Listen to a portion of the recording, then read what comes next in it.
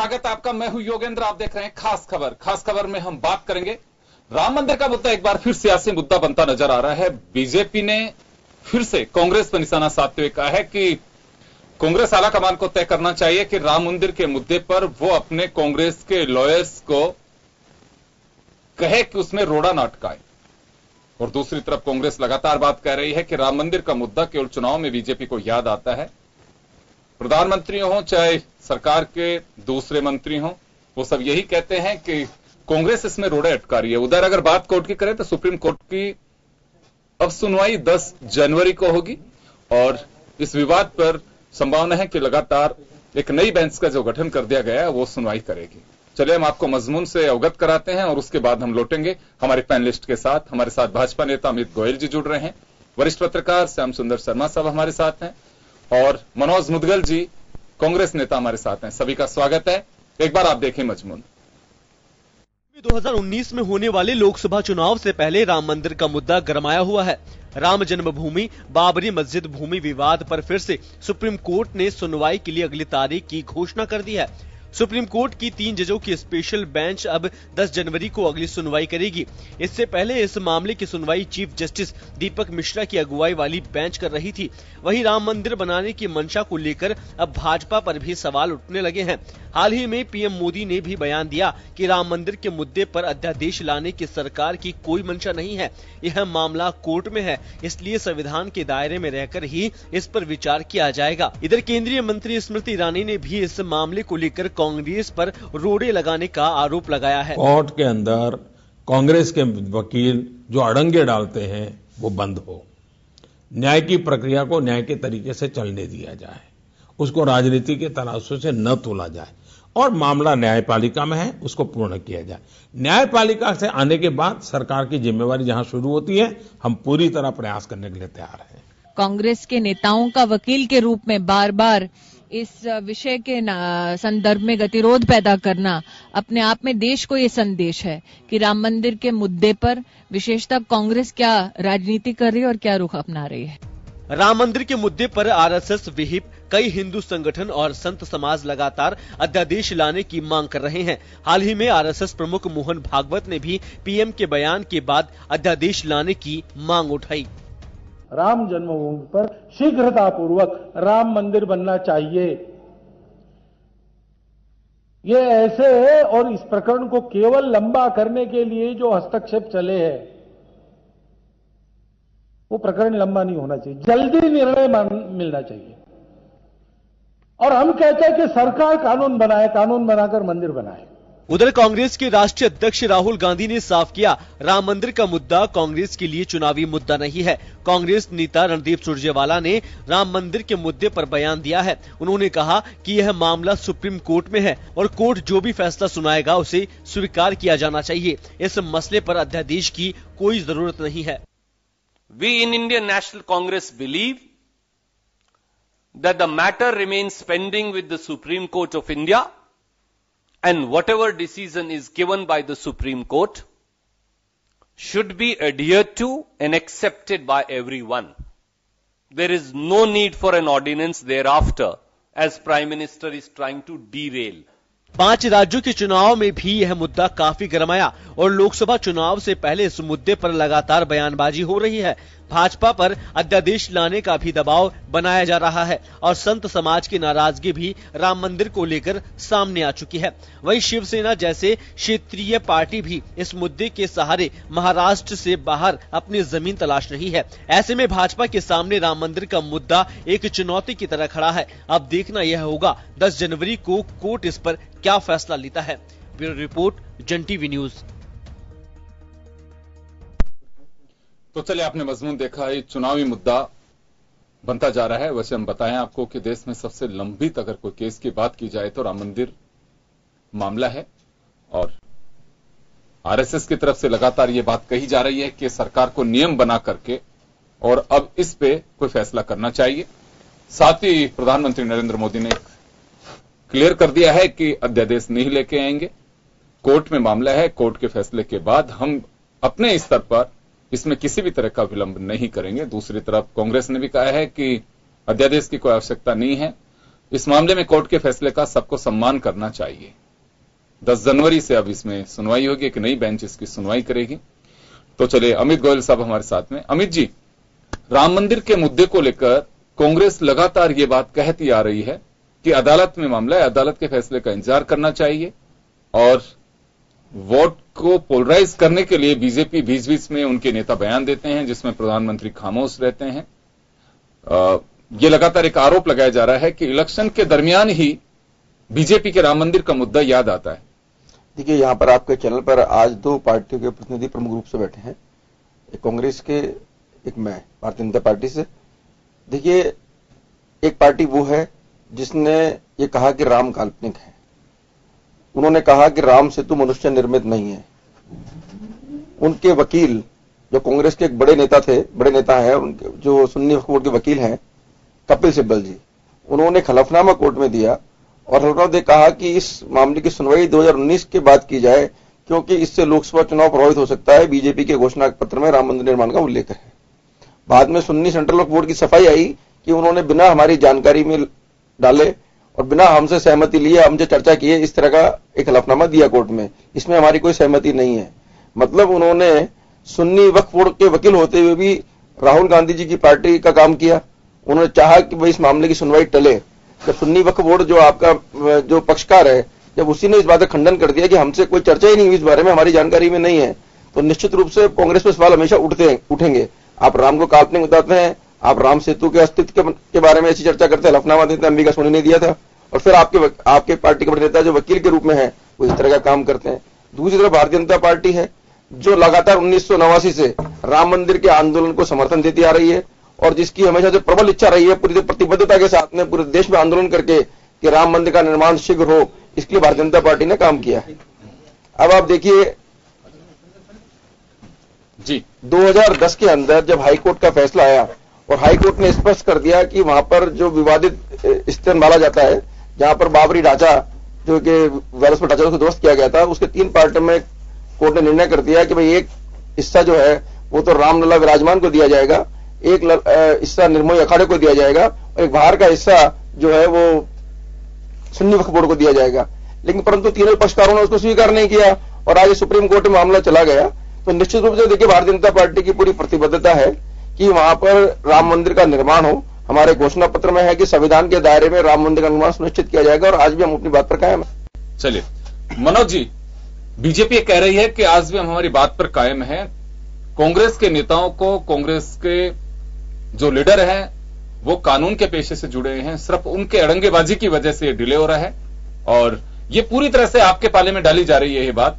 नरेंद्र मोदी जी जो देश के प्रधानमंत्री हैं, पंजाब दौरे पे गए तब ये बात कही, अलवर के दौरे पे जब विधानसभा चुनाव के दौरान आए थे तब ये बात कही, और इनकी पार्टी के नेता हों चाहे मंत्री हों, सभी ये कहते हैं कि राम मंदिर के मुद्दे पर कांग्रेस को सियासत नहीं करनी चाहिए।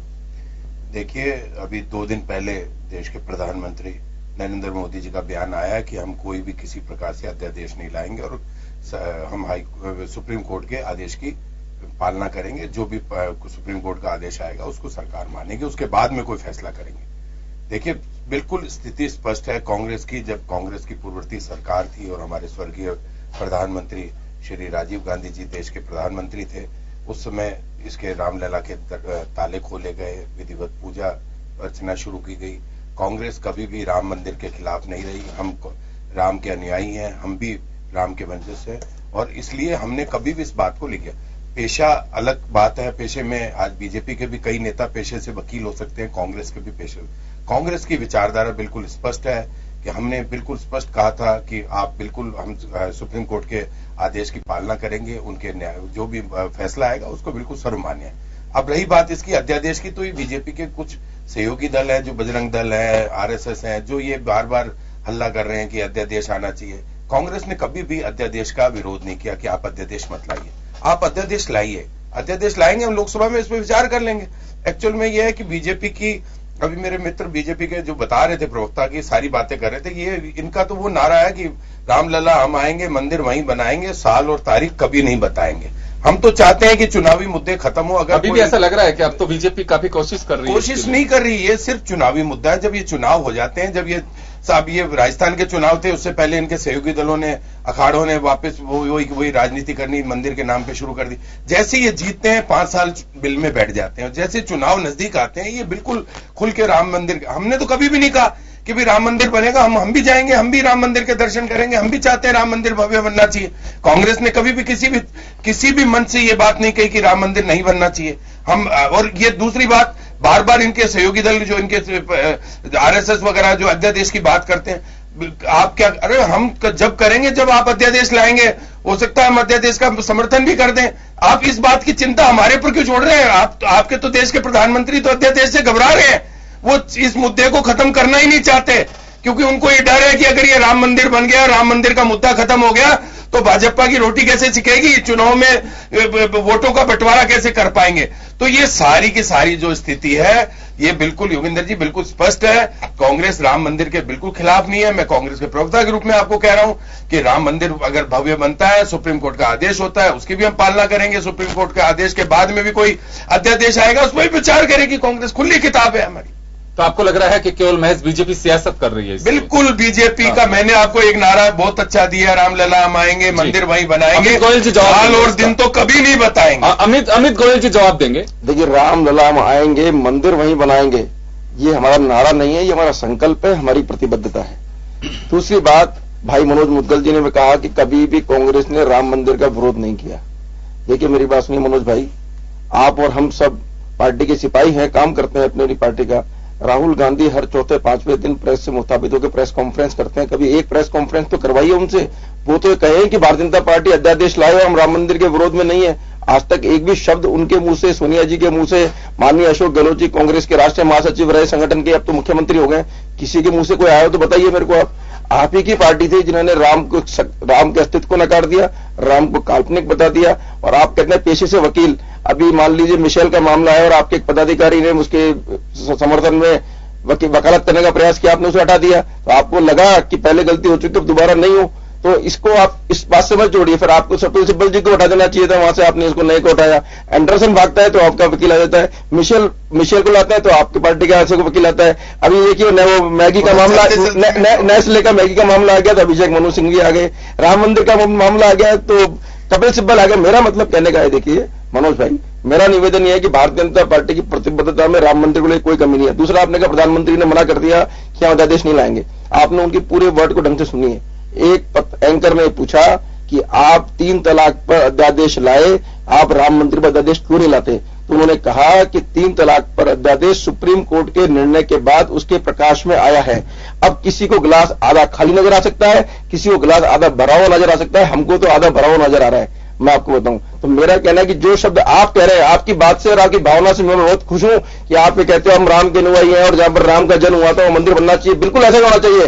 लेकिन मैं कहता हूं जो बात आप कह रहे हैं वो कभी राहुल गांधी जी के श्रीमुख से भी कलवाई। राजीव गांधी जी के समय में मंदिर के ताले नहीं खोले गए थे कोर्ट के आदेश पर, कोर्ट के आदेश पर, पूजा अर्चना, कोर्ट के आदेश पर। देखिए मेरी बात सुनिए, आप अपनी जानकारी को अपडेट कीजिए। मैं कह रहा हूं, मैं आपके हर शब्द के ऊपर मान सम्मान से कह रहा हूं कि आपने बहुत अच्छी बात की, राम मंदिर बनना चाहिए। दूसरी बात, लेकिन जो बात आप कह रहे हो कभी माननीय राहुल गांधी जी के मुंह से करवाई ना, रोज प्रेस कॉन्फ्रेंस कर रहे हैं, उनको मैसेज करिए कि प्रेस कॉन्फ्रेंस करें। आपने अपनी बात कह दी, मुझे भी कहने का मौका दीजिए। मैंने आपकी बात को बहुत विनम्रता से सुना।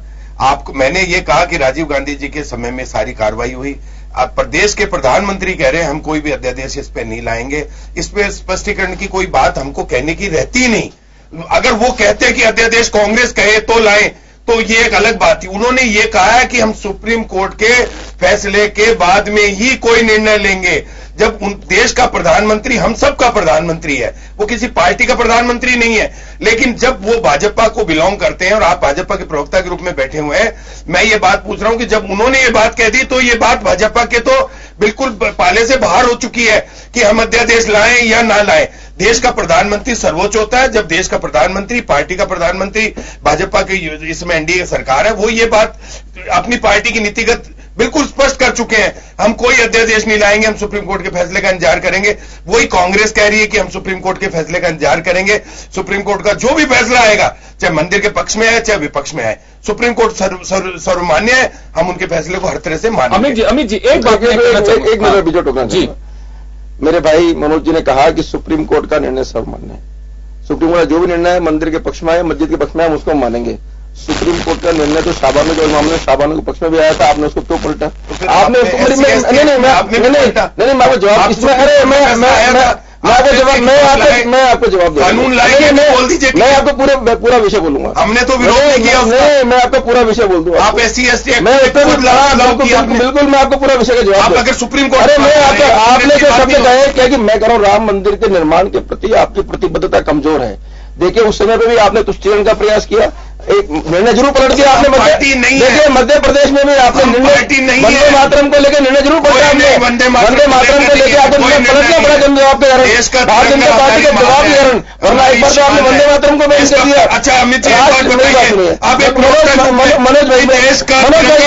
मनोज भाई किसके राज में बना? मनोज भाई कांग्रेस उसमें रूल्ड में थी। मनोज भाई वंदे मातरम किसने गाया? वही कह रहा हूँ मैं, हम आपकी बात से पानी की सजा भुगती है 14-15 मेरी बात सुनिए, मैं आपको वंदे मातरम कहते हैं। मैं कह रहा हूँ वो जो कांग्रेस थी वो इंदिरा गांधी जी की कांग्रेस, वो लाल बहादुर शास्त्री की कांग्रेस, वो नेहरू जी की कांग्रेस, आज राहुल गांधी जी की कांग्रेस, उस कांग्रेस में बहुत फर्क है। अब मेरी बात इसका उदाहरण दे रहा हूँ, इसका उदाहरण एक और देता हूँ आपको।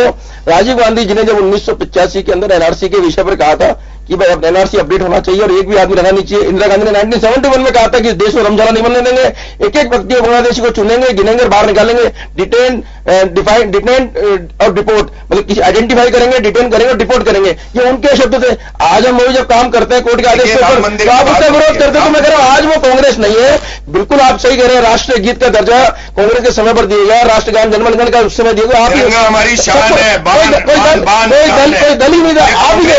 मैं कह रहा हूं कोई दल ही नहीं था उस समय पर, आप ही थे। लेकिन उस जमाने की कांग्रेस और आज की कांग्रेस में फर्क है मुद्गल भाई। इसलिए मैं कह रहा हूं कि आज राहुल गांधी जी साहब एक बयान दिलवाइए, पूरा देश, आपका देश, पूरा देश झूठ उठेगा। प्रधानमंत्री राहुल गांधी कहेंगे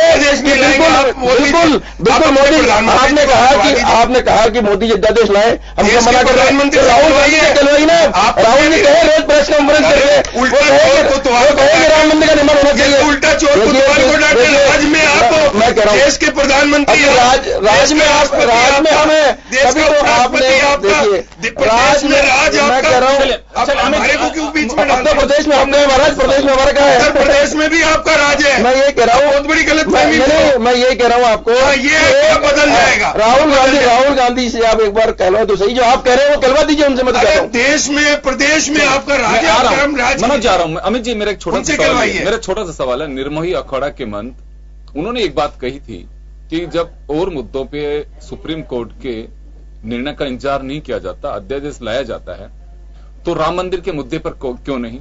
जब अदालत के ही फैसले का इंतजार करके अदालत के अनुसार ही करना था, तो फिर सरकार क्या कर रही है? उन्होंने एक सीधा आरोप लगाया था कि बीजेपी ने राम मंदिर के नाम को काफी बुनाए हैं। तो इस पे अध्यादेश ला करके अभी भागवत साहब को सुन रहे थे कि नियम बनाकर सरकार इसका काम को शुरू करें, विलंब अभी बर्दाश्त नहीं होगा। देखिए, संतों की भावनाओं का सम्मान भारतीय जनता पार्टी हमेशा से करती आई है और निश्चित रूप से उनका उद्विग्न होना स्वाभाविक है। जब कोई मामला इतने समय से लंबित चल रहा हो और उसके ऊपर फैसला नहीं आ रहा हो, तो संत समाज ने, देश का मैं कह रहा हूं 125 करोड़ भारतीय है, कुछ लोगों को छोड़ने हर व्यक्ति चाहता है कि रामलला का मंदिर वहां बनना चाहिए, इसमें कोई बात नहीं है।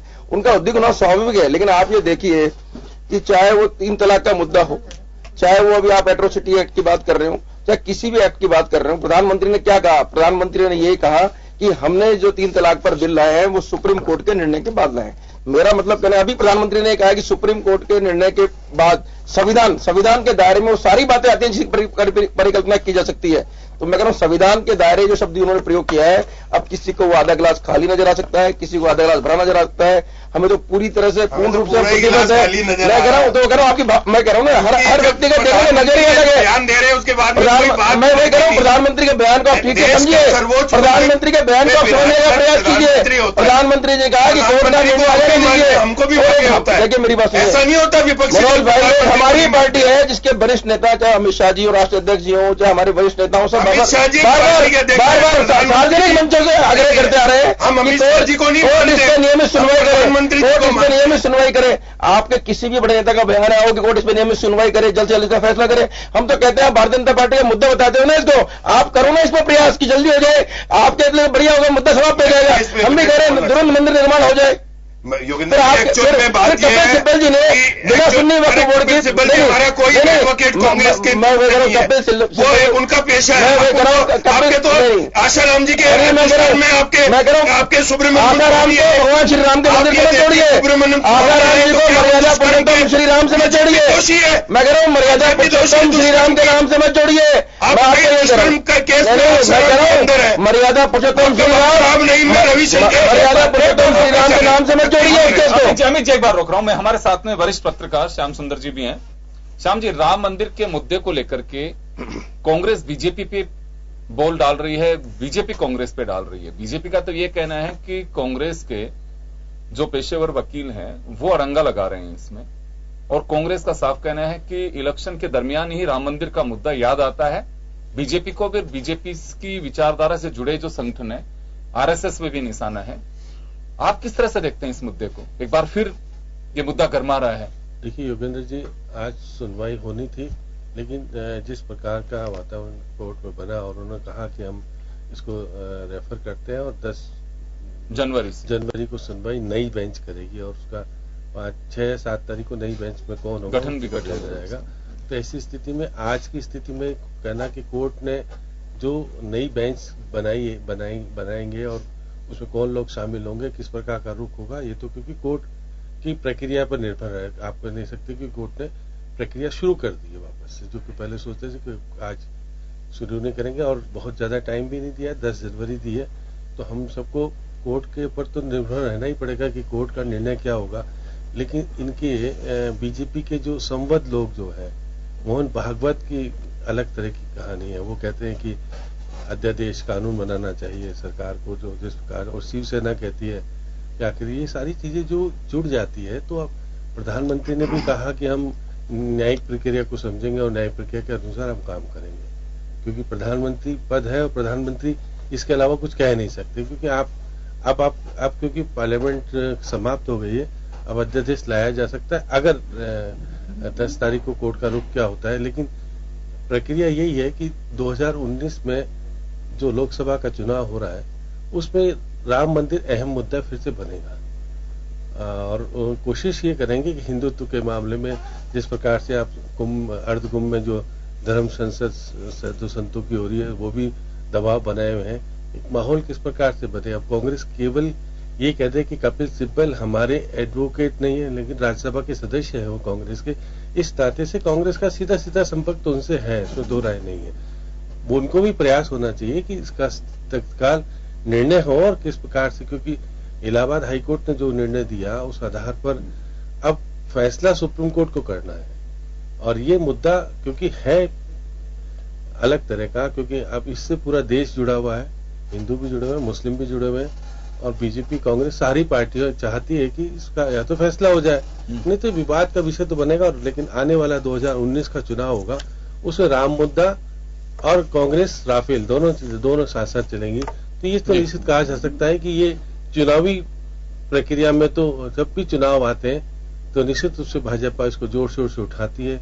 विधानसभा के चुनाव में प्रधानमंत्री जी ने अपने चुनावी सभाओं में कहा अलवर की सभा में कि कांग्रेस स्पष्ट करे कि वो इसमें क्या कहना चाहती है। उन्होंने कह दिया कि राम को वो तो काल्पनिक मानते थे और राम सेतु के मामले में जो भी कहते थे। लेकिन क्योंकि आज तो मामला कोर्ट में, सुप्रीम कोर्ट में सुनवाई में चीफ जस्टिस ने कह ही दिया है कि नई बेंच बनाएंगे और 10 तारीख को फिर सुनवाई करेंगे। तो कोर्ट अब इसको टालम करने की स्थिति में नहीं है।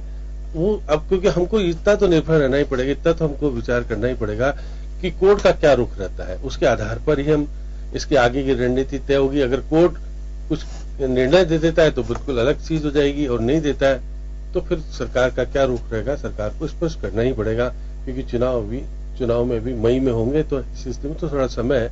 इसलिए निश्चित रूप से कहा जा सकता है कि जिस प्रकार का कोर्ट का रुख रहा और कोर्ट तत्काल ही कहा कि नई बेंच बनाते हैं वो, क्योंकि दो। लेकिन आपको यह तो लग रहा है कि आने वाले दिनों में एक चुनावी मुद्दा बन सकता है, राम मंदिर बीजेपी उठाएगी और कांग्रेस की तरफ से राफेल का मामला आएगा, लेकिन फिलहाल हम राम मंदिर पर फोकस करना चाहेंगे। राम मंदिर के मुद्दे को लेकर श्याम सुंदर शर्मा साहब कह रहे हैं कि चुनावी मुद्दा बनेगा, इसमें कोई डाउट नहीं है।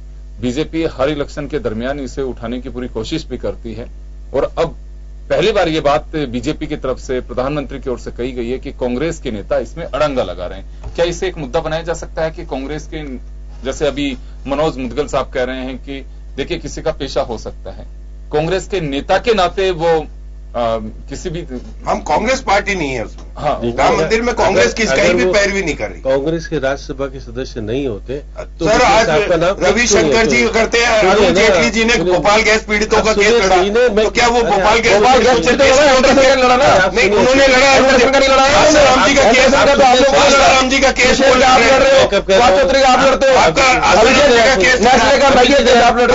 केस अगर उनका इनका राज्यसभा का सदस्य लड़ता है तो क्या वो दुष्कर्म के आप देखिए बेटी बचाओ बेटी पढ़ाओ के अगेंस्ट है? ये इंडिविजुअल केस नहीं है। आज आसाराम जी की पैरवी कौन कर रहा है? आसाराम जी और कौन कर रहा है? बिल्कुल उनकी पैरवी बीजेपी के राज्यसभा की तुलना कर रहे हैं, कर रहे हैं। आसाराम जी के केस करके गए, मैं कब मना कर तो क्या बेटी बचाओ बेटी पढ़ाओ अभियान खत्म हो गया? दुष्कर्म दुष्कर्म से वो एडवोकेट उनका नहीं है, मंदिर निर्माण लोकसभा का सदस्य नहीं है। मैं तो मना नहीं कर रहा, मैं आप ये बात कांग्रेस को कह रहे हो तो बीजेपी को भी तो ज्ञान दो। आप मेरी बात सुनिए, क्या सुब्रमण्यम स्वामी रविशंकर क्या उनके सदस्य नहीं है? सुन लीजिए, कपिल सिब्बल विधि मंत्री रह चुके हैं। अरे वो पहले रहे लेकिन आज हमारी सरकार नहीं है, इसका मतलब आज हमारी सरकार नहीं है। राज्यसभा के सदस्य ना तो उत्तर प्रदेश में ना केंद्र में। आप राज्यसभा के जिम्मेवारी किसकी है? जिम्मेदारी जिसकी कानून कौन बनाएगा? जनप्रतिनिधि कानून बनाने की बात कानून बनाने की बात प्रधानमंत्री बयान क्या दे रहे हैं? मैं कह रहा हूँ आप लोगों के पास एक छोटे से ब्रेक के लिए रुकेंगे, ब्रेक के बाद वापस लौटेंगे इसी मुद्दे पर।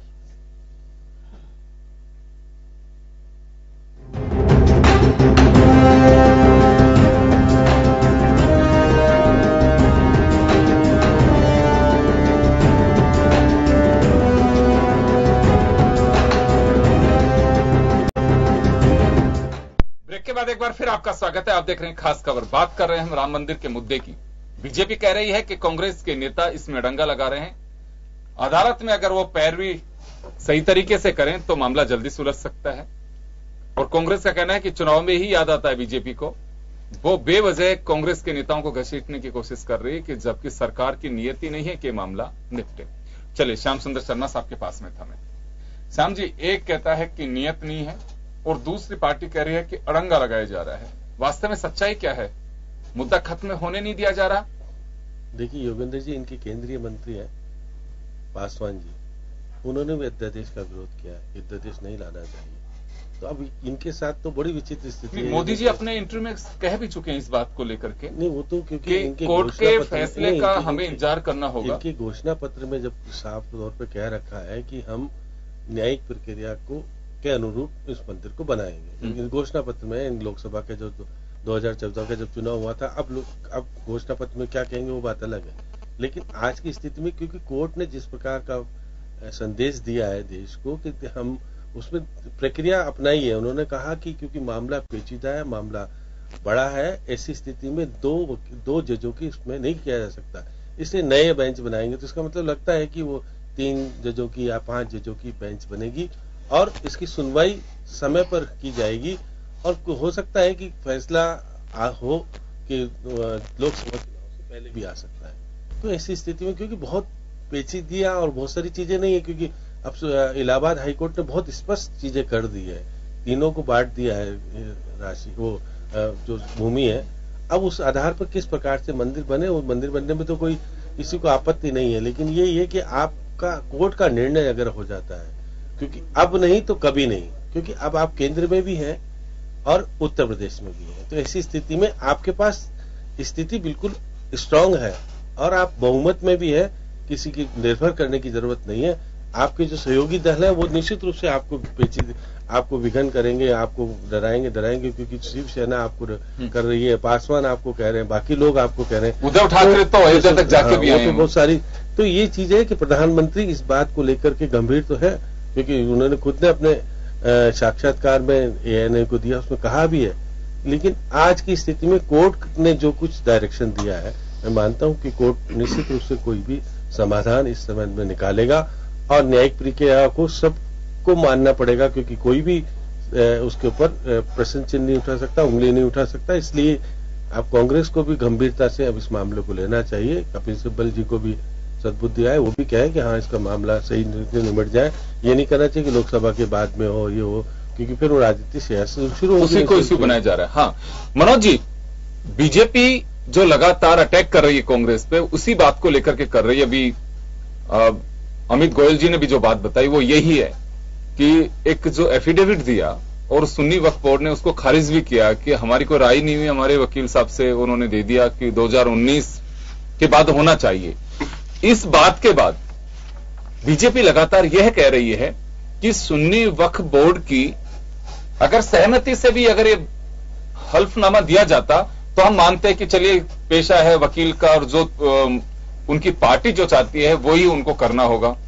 लेकिन पार्टी को मालूम नहीं है और कपिल साहब कह रहे हैं कि 2019 में नुकसान होगा, इससे इस पे सियासत हो सकती है, इसका बेनिफिट उठाने की कोशिश कर सकती है बीजेपी। तमाम जो बातें हैं उसको लेकर के ही बीजेपी घेरने की कोशिश कर रही है कि अगर कांग्रेस के नेता के कारण अगर ये आचरण नहीं होता तो हम मान भी लेते हैं कि ठीक है पेशा है उनका वकालत करना और वो कर सकते हैं, लेकिन पार्टी को मालूम ही नहीं है और उन्होंने हल्फनामा दिया, तो इससे थोड़ा सा कांग्रेस पे उंगली उठ रही है। देखिए, गुजरात चुनाव के समय में हमारे राष्ट्रीय प्रवक्ता सुरजेवाला जी का बयान आया था और उन्होंने कहा था पार्टी इससे ताल्लुकात नहीं रखती, उनके बयान से सहमत नहीं है। ये बात ऑलरेडी कांग्रेस के राष्ट्रीय प्रवक्ता पहले कह चुके हैं गुजरात चुनाव के समय। और राहुल गांधी जी के संज्ञान में जब भी आए उन्होंने यही कहा कि जो भी फैसला होगा कोर्ट का हम मानेंगे। यही हमारे राहुल गांधी जी ने भी कई बार बोला। ये ऐसा नहीं कि राहुल गांधी जी ने कभी राम मंदिर के लिए एक शब्द भी नहीं बोला, ऐसी बात हमारा एक ही है कि जो भी अब, क्योंकि ये लड़ाई दो पार्टियों के बीच में, इसमें ना तो बीजेपी है ना कांग्रेस है, ये दो पार्टियों के बीच में लड़ाई चल रही है। उसका झगड़ा वर्षों से चल रहा है, कोई ये आज का झगड़ा नहीं है और इसका फैसला भी आने वाला है। मुझे लगता है फैसला भी अब शीघ्र हो रहा है क्योंकि सुनवाई काफी लंबी हो चुकी है और कोर्ट को हम भी यही आशा करते हैं कि सुप्रीम कोर्ट जल्दी से जल्दी इस पर निर्णय दे ताकि ये आगे के लिए समाधान हो, क्योंकि सुप्रीम कोर्ट के फैसले के बाद में कोई राह खुलेगी और आगे का समाधान होगा। और कांग्रेस कभी भी नहीं चाहती कि ये रास्ता रुके या इसमें कोई व्यवधान आए। कपिल सिब्बल जी से हमारा कोई ताल्लुकात इस मामले में हम सहमत नहीं है। वो अपने पेशे से वकील हो सकते हैं, कुछ भी करें। आज को बीजेपी के भी पेशे से वकील जो है सांसद होने के नाते वो सांसद होना तो बीजेपी के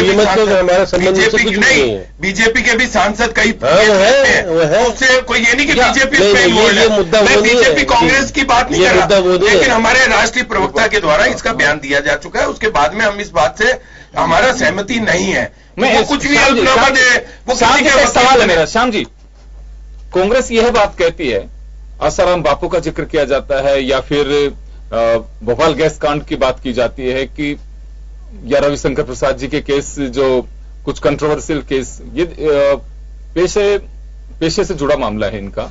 सुब्रमण्यम स्वामी जी, आसाराम बापू का, ओकार सिंह जी लखावत साहब उनकी उस पर चले गए थे।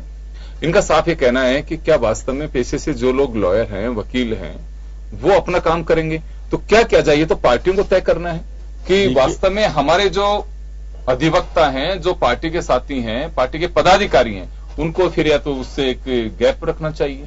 देखिएगा, पहले भी लोकसभा में मामला उठा कि आप जब प्रतिनिधि चुन जाते हैं, राज्यसभा के सदस्य बन जाते हैं या विधानसभा के प्रतिनिधि हो जाते हैं, उसके बाद आपको नैतिकता के आधार पर नहीं करना चाहिए, लेकिन करते हैं दोनों पार्टियों में सभी नहीं, बाकी पार्टियों में भी करते हैं। हाँ। जो भी है, लेकिन आज स्थिति ये है कि क्योंकि राम मंदिर का मुद्दा इंडिविजुअल मुद्दा नहीं है, ये जनहित का मुद्दा है, बड़ा मुद्दा है। इसको आप केवल ये कह करके कि उनका पेशा है इसलिए पेशे के कारण नहीं जाते, वो पार्टी के नाते से ही वहां पर पेश हो रहे हैं। वो क्योंकि मुस्लिम वक्फ बोर्ड के एडवोकेट के रूप में भी कहते हैं, हमारी सारी बातें हो रही है। लेकिन यहाँ पर क्योंकि मामला पेचीदा है, मामला जनहित अलग तरह का मामला है, एक व्यक्ति का मामला नहीं है ये, क्योंकि पूरे एक संप्रदाय का मामला कहलाया जाता है, आस्था का मामला, आस्था का मामला। देखिए फारूक अब्दुल्ला ने एक बयान भी दिया है, फारूक अब्दुल्ला ने एक बयान दिया है, उसमें कहा है कि केवल एक संप्रदाय या एक पर्टिकुलर एक तबके के नहीं भगवान राम विश्व में सब मानते हैं, और जिस दिन मंदिर बनना शुरू होगा कोर्ट के फैसले के अनुसार मैं भी वहां पे पत्थर लगाने के लिए जाऊंगा। तो आस्था का मामला है और भगवान राम को पर्टिकुलर किसी एक एरिया में या दायरे में या कोई कम्युनिटी में नहीं बांधना चाहिए, वो सबके भगवान हैं और हम भी उनको ईश्वर की तरह मानते हैं। तो ये बात फारूक अब्दुल्ला ने कही है। क्या वास्तव में बीजेपी पे इस तरह के आरोप लगाए जा रहे हैं, जैसे कांग्रेस लगातार कह रही है कि बिल्कुल भगवान राम को सिर्फ ये मान के चलती है बीजेपी की हमारा है, और इलेक्शन के दौरान ही उन्हें याद आती है, जैसे मुदगल जी ने अभी आते ही कहा कि सिर्फ इलेक्शन में याद आता है, और ये लोग ये सोच के चलते हैं भगवान राम सिर्फ बीजेपी के। ये मुद्दा 13-14 में क्यों नहीं उठा जब चुनाव खत्म? बीजेपी राम राम राम की बात करती है, साले मोहम्मद ने तो भोलेनाथ का अभिषेक करके बता दिया कि जब देवों के देवों का कर दिया तो राम तो फिर पीछे रह गए। तो इसलिए ये चीजें किसी भगवान किसी एक व्यक्ति एक समाज का नहीं हो सकता। वो जिसकी भी आस्था होगी, चाहे किसी भी धर्म को मानने वाला होगा, आस्था है तो उसका है। यहां तक एक बात और कहना चाहूंगा मैं, स्मृति ईरानी ने अमेठी में आज ये बात कही है कि राहुल गांधी की जनेऊ केवल 3 महीने के लिए थी। 5 राज्यों के विधानसभा चुनाव और गुजरात, इन चुनावों की वजह से ही बस उन्होंने जनेऊ धारण की थी। अब पूछा जाना चाहे उनसे जनेऊ कहां गई? देखिएगा, स्मृति ईरानी को ये पूछने का अधिकार नहीं है अब, क्योंकि आप केवल आप राजनीतिक तौर पे क्यों पूछना चाहते हैं? जनेऊ अगर जनेऊ हो तो अंदर होगी, आप उसको कह सकते हो कि बाहर दिखाना चाहिए। जनेऊ तो व्यक्ति अंदर से पहनता रखता है, और उनसे पूछा जा रहा है अगर कोई भी व्यक्ति किसी धर्म को मानता है तो कि यहाँ हिंदुस्तान में कोई आपत्ति कर सकता है क्या? उसको आजादी है, स्वतंत्रता है, किसी भी व्यक्ति को कोई भी धर्म का आस्था के रूप में माने, वो चाहे वो किसी भी धर्म का हो फिर भी माने। यहाँ आजादी है सबको, किसी भी धर्म की पालना करने को यहाँ को रोक टोक नहीं है। तो इस नारी को, क्योंकि वो उनके खिलाफ चुनाव लड़ेंगी, उनको सीधे तौर पर चर्चा का विषय बनाना है इस चीज को, क्योंकि उनको राजनीतिक तौर पर। मैं अमित जी के पास जाना चाहूंगा। अमित जी, राम मंदिर के मुद्दे को लेकर के बीजेपी कहती है कि कांग्रेस को गिरबान में झांकना चाहिए कि वो जनेऊ 3 महीने के लिए धारण करते हैं उनके अध्यक्ष, और हमसे पूछते हैं कि इलेक्शन में याद क्यों आता है। देखिए, इलेक्शन के दौरान राजनीतिक दलों को सारी चीजें, सारी कवायद, और ये देखा जाता है कि मतदाता पे इंप्रेशन किस चीज का जाएगा। देखिए, सबसे बड़ी बात यह है कि कोई देश का सामान्य व्यक्ति किसी भी धर्म या जाति का हो, किसी भी मंदिर में जाता है तो उसके लिए कोई प्रश्न नहीं उठता। लेकिन प्रश्न जब उठता है कि ऐसे व्यक्ति जिनकी पार्टी राम को काल्पनिक बता देती है, राम सेतु के विषय पे जिस तरह के बयान देती है, या जिसकी पार्टी के वकील सिब्बल साहब का जो विषय बार बार आ रहा है, ज्यादा लंबा नहीं खींचूंगा इस मामले को, और फिर वो ये भी कह देता है कि लोग मंदिर में लड़कियां छेड़ने जाते हैं। ये बयान राहुल गांधी का रिकॉर्डेड बयान है। उसके बाद में उस व्यक्ति का कभी कोई भी फोटो 5 राज्यों के चुनाव के पहले का मंदिर का हो तो आप चैनल पे दिखा सकते हैं। एक भी फोटो आपको आदरणीय राहुल गांधी जी का 5 राज्यों के चुनाव से पहले का मंदिर का नहीं मिलेगा। और 5 राज्यों के चुनाव में आप मंदिर गए, सोमनाथ मंदिर में भी गए, फिर आपने कहा मैं हिंदू, नहीं मेरी बात सुनिए, 5 राज्य ने 5 राज्य मेरी बात सुनिए, राष्ट्र देखिए मुदगल जी मेरी बात सुनिए, सामान्य राहुल गांधी सामान्य व्यक्ति नहीं है, राहुल गांधी जी सामान्य व्यक्ति नहीं है। वो अगर कहीं भी जाएंगे, मेरी बात सुनिए, राहुल गांधी जी इतने बड़े व्यक्ति हैं, वो कहीं पर भी जाएंगे, उनके साथ भी जाएगी, उनके साथ मीडिया भी जाएगी, उनकी फोटो भी आएगी। लेकिन अगर आप सर्टिफिकेट का भाषण में डाल दिया, सोमनाथ में आप लिखोगे हिंदू, बाद में आप तो बहुत ज्यादा कंट्रोल को आते राहुल गांधी ने हमेशा नहीं है। और 5 राज्यों से पहले अगर फोटो आती थी राज्यों में सफेद टोपी पहनने के बाद आती थी, कभी नहीं आती है। तो इस तरह के स्वाभाविक प्रश्न जब उठते हैं, जब राहुल गांधी जी अगर आस्था के साथ जाए, बहुत खुशी की बात है, आप जाइए, सबका स्वागत है। मंदिर जो है वो सबके जाने की जगह, उनको भी जाना चाहिए। लेकिन 5 राज्यों में चुनाव के पहले जो आपकी नहीं, वो व्यक्ति की कभी फोटो नहीं, और 5 राज्यों में चुनाव निपटने के बाद में, उसके बाद में सारी बातें मिला के प्रश्न जब उठता है, जब आपका आचरण दोहरा होता है, जब ये प्रश्न, जब आप हनुमान जी को दलित बता देते हो तो पांचों राज्यों में निपट गए। देखिए मेरी बात सुनिए, आप उस बयान को मंगलवार था, मेरी बात सुनिए, मैं कह रहा हूँ आप उन्होंने बयान को कर दिया, उस वीडियो को आप देखिए, सारे राज्यों से बोरी। देखिए हनुमान जी तो हमारा कल्याण ही करते हैं हमेशा, क्योंकि हनुमान जी राम के भक्त है, राम के भक्त हनुमान तो कल्याण ही करता है। आप इस ये जो आप 8% वोट सरकार है, बहुत बड़ी बात है, मामले में मंदिर एक आस्था का प्रश्न है। मैं यही कह रहा हूँ, मंदिर आस्था की जगह है, हमको आस्था से जाइए, स्वार्थ से मत जाइए। मन को शांति मिलती है, समर्थन कर रहा हूँ, आस्था से जाइए, आस्था से जाइए, शांति के लिए जाइए, स्वार्थ के लिए आप जाते हैं और उसके बाद आप भूल जाते हैं, तब प्रश्न उठता है इस तरह का। कोई भगवान राम का न्याय है, कोई भगवान कृष्ण का न्याय है, कोई माँ दुर्गा का न्याय है, कोई भोलेनाथ का न्याय है।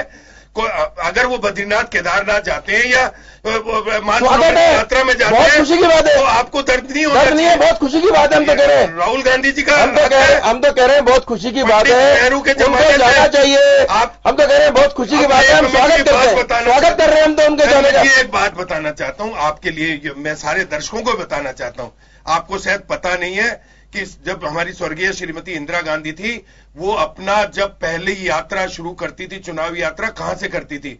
सबसे पहले उधमपुर जाती थी, उधमपुर राजा के पास जाकर के और मां वैष्णो देवी के दर्शन करती थी, माथा टेकती थी, उसके बाद में उनकी चुनावी यात्रा शुरू होती थी।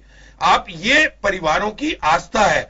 आज उनकी कुल देवी मां वैष्णो देवी थी, मानती थी इंदिरा जी, हमेशा माता रानी के चरणों में हमेशा शीश झुकाती थी। उनके टाइम में जगमोहन जी जब राज्यपाल थे, यहां पे कितना कल्याण हुआ। ये मां वैष्णो देवी के मंदिर की आस्था उनके होने की वजह से आज मां वैष्णो देवी की पूरी जो 13 किलोमीटर की यात्रा वो सुलभ हुई और अच्छी बनी। ये अपनी अपनी आस्था की बात है। मैं ना तो बीजेपी की बात कर रहा हूं कि अगर बीजेपी का आदमी अगर कोई मोती डोंगरी जा रहा है और राहुल गांधी जी, आराध्य देव गोविंद देव जी जा रहे हैं तो अच्छी बात है। ये हमारे धर्म में जुड़ा हुआ है, स्वागत कर रहे हैं, संस्कारों में जुड़ा हुआ है, बिल्कुल होना चाहिए, ऐसा होना भी चाहिए, बिल्कुल होना चाहिए। लेकिन मेरा अगर कोई भाई गरीब नवाज के जा रहा है तो भी अच्छा कर रहा है, मनोज भाई जा रहा है तो भी अच्छा है। मनोज भाई प्रश्न में हमको मनोज भाई प्रश्न ये होता है कि कल तक बुराई करने वाला आदमी अगर वो जाता है तब प्रश्न उठता है। अगर आप जा रहे हैं ना, इंदिरा गांधी जी के बारे में कभी तो प्रश्न नहीं किया किसी ने, नेहरू जी की आस्था पर प्रश्न नहीं किया किसी ने, कभी राजीव गांधी की आस्था प्रश्न नहीं किया। राहुल गांधी जी के बयान के बाद उन्होंने जो काम किया उस पर प्रश्न उठता है कि आज तक आप क्यों नहीं मान रहे थे और आप अब क्यों मानने लगे, तो प्रश्न उठता है। हमने हनुमान जी को दलित नहीं बताया। ये आपके ये जो उत्तर प्रदेश के मुख्यमंत्री जी थे विद्वान प्रचंड, उन्होंने आके कहा कि हनुमान जी तो दलित थे। हमने कभी भगवान को दलित नहीं कहा। आप उस बयान को भगवान हमारी आस्था है, भगवान सभी की आस्था है, हमारी आस्था है। हम शीश मनोज भाई, मैं कहता हूँ राहुल गांधी जी से ऐसे बयान करवाओ, राहुल गांधी से नहीं करवाते हो। इसलिए हम कह रहे हैं कि भगवानों को आपस में मत बांटिए, जातियों में, धर्मों में ये मत बांटिए। ये देश का प्रश्न है। सुप्रीम कोर्ट का आदेश आने दीजिए, जो आदेश आएगा एक बार मैं श्याम जी के पास में जाना। श्याम जी, खैर अपने अपने बयान है, बीजेपी अपनी तरफ से इस मुद्दे को देख रही है, कांग्रेस अपने नजरिए से देख रही है, इलेक्शन सामने है। इतना सा मैं जानना चाहूंगा कि चाहे आरएसएस की तरफ से हो, चाहे शिवसेना की तरफ से हो, उनका तो ये कहना है कि राम मंदिर को बनाया जाना चाहिए। जब सरकार और मुद्दों पे अध्यादेश लेके आ सकती है तो इस पर नियम क्यों नहीं बनाए जा रहे हैं? आपने बयान भी सुना अभी मोहन भागवत जी का जो बोला। दूसरी तरफ एनडीए के ही कुछ घटक दल हैं, वो कहते हैं कि सरकार को इस पे किसी भी तरह का अध्यादेश नहीं लाना चाहिए, जैसे रामविलास पासवान ने बात कही है। तो क्या वास्तव में कहा जा सकता है कि बीजेपी के सामने बड़ी ऊहापोह की स्थिति बनी हुई है अभी इलेक्शन से पहले, क्योंकि इस मुद्दे को भुनाना भी चाहती है और अगर कोई ऐसा बयान अगर किसी से निकल गया तो जो संगठक दल हैं उनकी नाराजगी का भी सामना करना पड़ सकता है, इलेक्शन सामने है। देखिए, चुनावी प्रक्रिया में जिस प्रकार का अभी कोर्ट का रुख जिस प्रकार का आ गया ना, अब हम इतनी जल्दबाजी में किसी के बयानबाजी तो आ रही है जी। अब जी इसके लेकिन सरकार को देखना होगा सारी चीजें। इसके पक्षकार भी हैं इकबाल अंसारी, उन्होंने भी कहा कि कोर्ट का फैसला आने दीजिएगा। उसके पर गुलाम नबी आजाद ने भी आज कहा है कि कोर्ट के फैसले के बाद तो कुछ होना चाहिए। लेकिन किस प्रकार से आरएसएस या तोगड़े जी, बहुत सारे लोग कह रहे हैं कि हिंदू की आस्था का जो बहुत बड़ा मुद्दा है उसको दबाने का प्रयास किया जा रहा है। आप क्योंकि सरकार SC ST या बाकी के मामले में तो कानून लेके आ जाती है, यहाँ अध्यादेश अब क्योंकि सुप्रीम कोर्ट का 10 तारीख को जो भी कुछ रोक होगा और क्या तरह की बात आ सकती है उसके बाद, क्योंकि अब लोकसभा समाप्त हो गई है तो अब अध्यादेश की बात हो सकती है। क्योंकि जब लोकसभा चल रही थी तो अध्यादेश की बजाय बिल आता। अब क्योंकि अध्यादेश जब आ सकता है जब लोकसभा नहीं चल रही होती है। अब क्योंकि कोर्ट का 10 तारीख तक 10 जनवरी को, क्योंकि 5 या 6 तारीख को नई बेंच का गठन हो जाएगा और 10 तारीख को क्या रुख रहता है उसका, उसके आधार पर निर्णय निश्चित रूप से राम मंदिर के बारे में कुछ न कुछ होगा। और ये सरकार भी है कि वोटों की राजनीति के तौर पर इसको जीवित रखेगी और उसको प्रचलित रूप से प्रचारित भी करेगी देश में, जिससे कि हिंदुत्व का वोट उन्हें मिल सके। क्योंकि पहले भी ये बड़ा मुद्दा बना था, इस बार भी लोकसभा का चुनाव में अहम मुद्दा बीजेपी का तो राम मंदिर होगा और कांग्रेस का राफेल होगा। तो ये सारी चीजें हैं सामने। अब निर्णय क्योंकि आम लोगों को करना है, लेकिन ये है कि कोर्ट ने जिस प्रकार से आज 30 सेकंड सुना और कहा कि मामला पेचीदा है, मामला बहुत बड़ा है, ऐसी स्थिति में 2 जजों के आधार पर निर्णय नहीं हो सकता, इसलिए इसको नई बेंच बनाई जाती है और 10 तारीख को सुनवाई होगी। तो इसलिए सुप्रीम कोर्ट गंभीर है और क्योंकि महीना भर नहीं टाला है उसने, बहुत कम समय में कहा है, तो हमको विश्वास करना चाहिए सब देशवासियों को और दोनों पार्टी के नेताओं को भी। देखिए, लेकिन मेरा जो सवाल है यह है श्याम जी यहाँ पे कि जिस तरह से एक फर्टाइल लैंड जो होती है, उपजाऊ जो जमीन होती है, बीजेपी पे हमेशा आरोप लगता रहा है कि जब भी चुनाव आते हैं बीजेपी इस मुद्दे को लेकर के बैठती है और उसका कुछ हद तक बेनिफिट भी मिलता है। क्यों, आपको ध्यान होगा कि 2 सीट से और 189 तक पहुंचने में बड़ा रोल राम मंदिर का मुद्दे का रहा। उसमें ये लगातार ये बात बीजेपी को रास भी आती है। यहां सवाल यह है कि अब की बार लेकिन ये मामला पेचीदगीपूर्ण इस तरह से कहा जा सकता है कि कुछ घटक दल जो जुड़े हुए हैं उनका कहना है कि बनना चाहिए। आरएसएस एक बड़ी कौर ताकत के रूप में कह सकते हैं बीजेपी की, उनकी जल्दी है। लेकिन दूसरे लोग हैं वो नीतीश कुमार भी इस मुद्दे में अगर कोई अध्यादेश या कुछ ऐसी चीज लेके आती है अदालत के फैसले से पहले, तो उनकी भी नाराजगी का सामना करना पड़ सकता है। क्योंकि चारों तरफ पे वोट के बिखराव और वोट की चिंता सभी को ही है।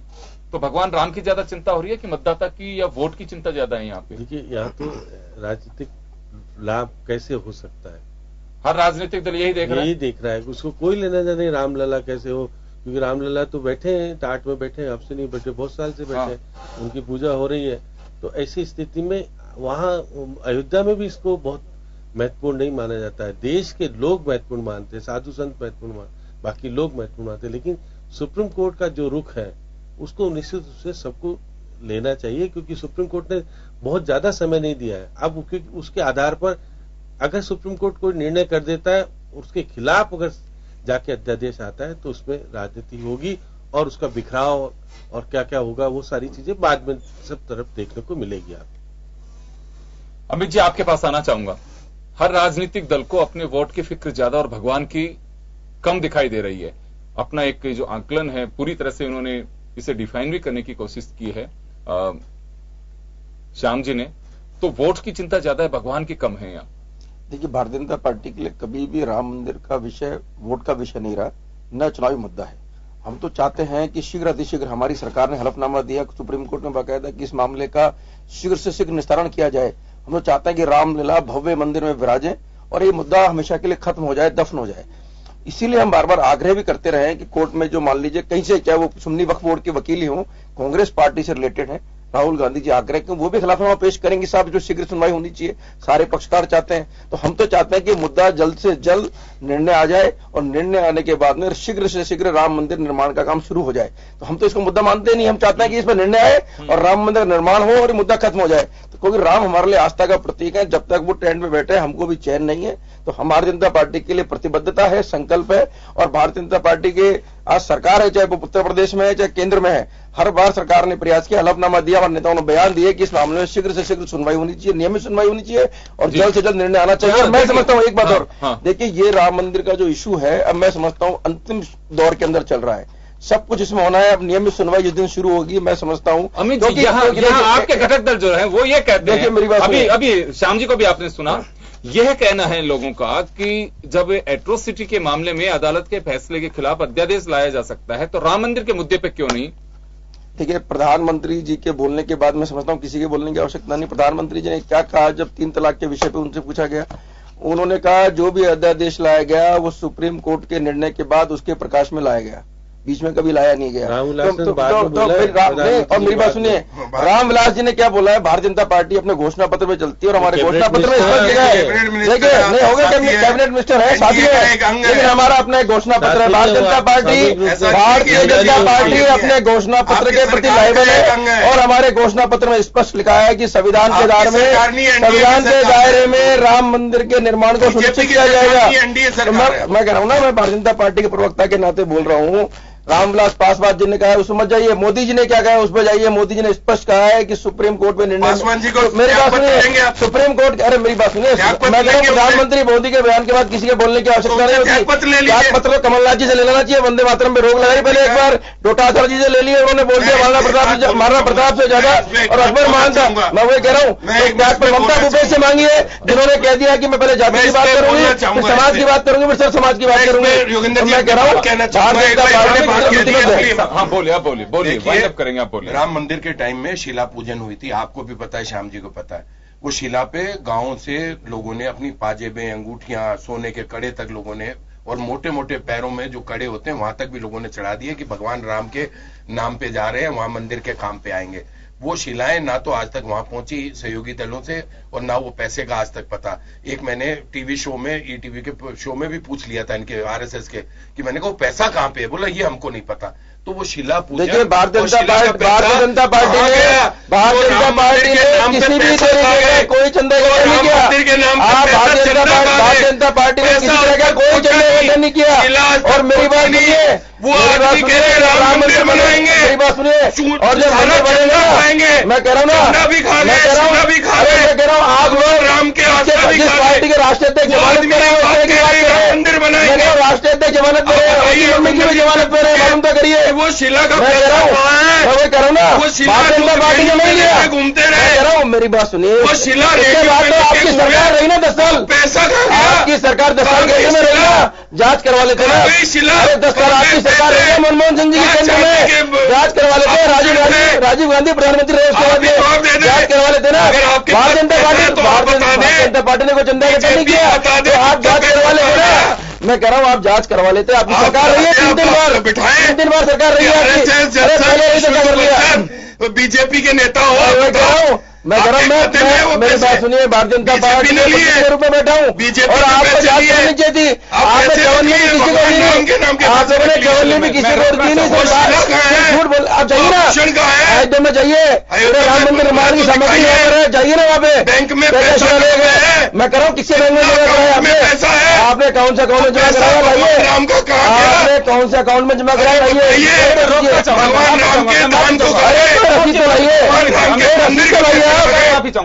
रोकना चाहूंगा, समय कम है।